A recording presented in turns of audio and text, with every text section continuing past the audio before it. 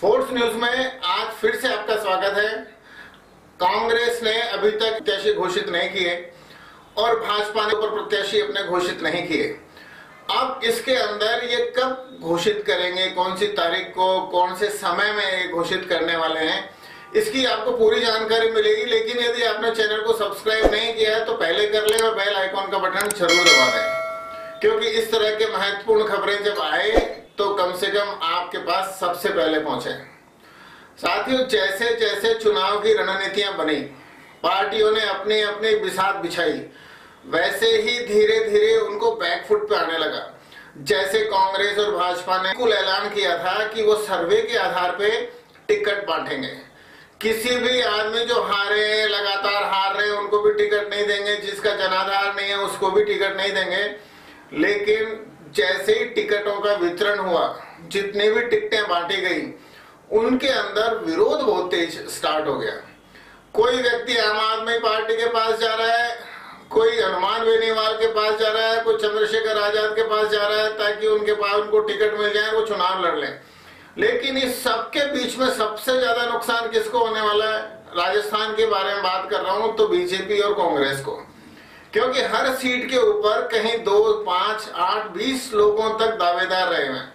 अब 20 लोगों में से टिकट तो एक को ही मिलने वाली है, तो बाकी के 19 या तो किसी पार्टी में जाके चुनाव लड़ेंगे या निर्दलीय लड़ेंगे या जिसको टिकट दी है उसको हर पाएंगे।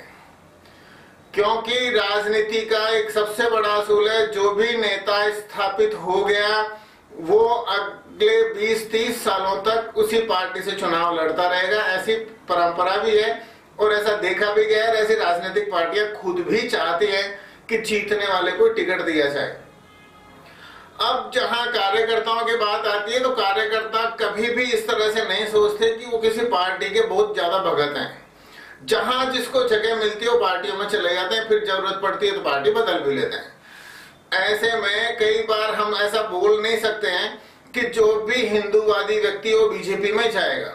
बीजेपी में भी ऐसे लोग हैं जिसको हिंदुत्व की विचारधारा समझ में नहीं आती, लेकिन उनको टिकट चाहिए, उनको सीट चाहिए, वो विधायक या किसी बोर्ड या पार्षद में जाना चाहते हैं तो बीजेपी में है।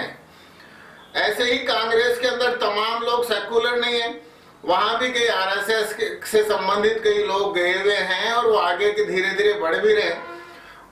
जो व्यक्ति अपने स्टूडेंट लाइफ में एनएसयूआई से जुड़ा वो कांग्रेस में चला गया, एबीवीपी से जुड़ा वो बीजेपी में चला गया। लेकिन जरूरी भी नहीं है, वो दूसरी में भी जा सकते हैं, लेकिन विचारधारा को लेके कोई भी आदमी बाउंड नहीं।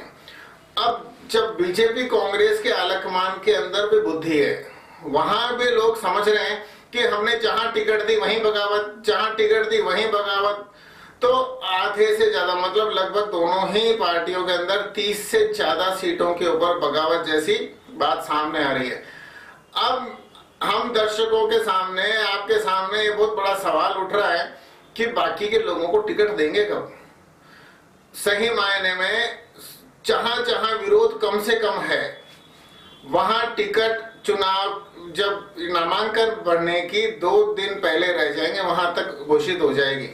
लेकिन जहां विरोध प्रबल होने की आशंका है, जहां के साथी लोग किसी और पार्टी में जा सकते हैं या निर्दलीय ताल ठोक सकते हैं, वहां पर पार्टी के लोग बाग सीधे सीधे बोलेंगे कि 5 दावेदार है तो 5 के 5 लोग बीजेपी के नाम से चुनाव में नामांकन भर दो।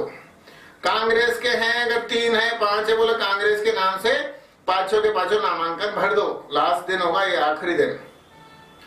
और उसी आखिरी दिन में यदि 5 लोगों ने बीजेपी के नाम से भरे हैं, उसमें से एक के साथ टिकट चली जाएगी, एक के साथ टिकट का कागज चला जाएगा, नामांकन पत्रों की जांच होगी, उसमें से 4 के रिजेक्ट हो जाएंगे क्योंकि उनके साथ सिंबल नहीं है।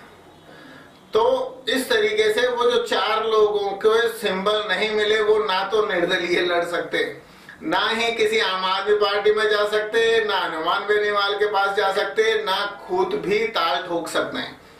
मतलब बगावत को काबू में करने का सबसे आसान तरीका है कि चुनाव के आखिरी दिन तक नामों की घोषणा नहीं की जाए।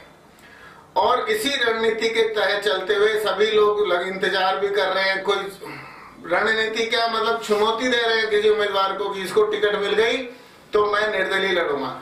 ये केवल आपको ही पता नहीं है, ये आपकी पार्टी के राष्ट्रीय अध्यक्षों को भी पता है, आपके राजस्थान के जो बड़े नेता है उनको भी पता है कि आप अगर टिकट हमने इसको दे दी तो ये ताल ठोक देगा, तो वहां कोई टिकट नहीं दी जाएगी।